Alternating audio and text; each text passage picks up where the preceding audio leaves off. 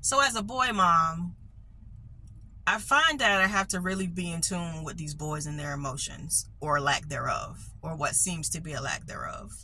So it's funny, I was having a conversation with my youngest son. I don't recall about what, but somehow we got on homophobia. I don't know how, again, I don't remember how the conversation came up, but then my oldest son walked in and we started talking about affection amongst men. And he said he wasn't comfortable with it. So I asked him why. And he said that, I don't know, it just feels weird. I said, so at first it started off with, I thought maybe he had trouble with just being affectionate, period. But he said he does not have trouble receiving affection from girls or women, right? It's only from boys.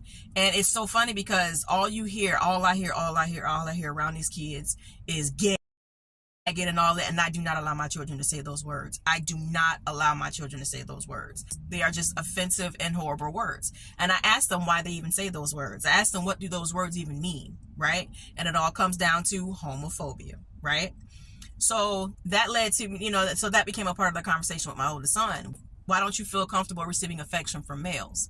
I said, do you feel comfortable receiving affection from your father? He said, yes, he's comfortable receiving, hugs and stuff from his father. He said, but that's my dad. I said, so why aren't you comfortable receiving affection from your peers or other kids your age? I don't know, it just feels weird.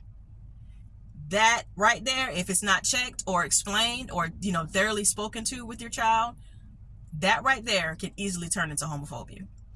Especially when the buzzwords are already going around with these kids, especially among black kids. When you're letting your children say those words repeatedly, do you not know what's going on? Do you not know the conditioning that comes behind those words?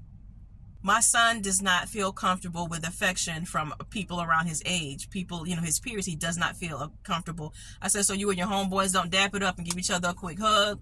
He said, no.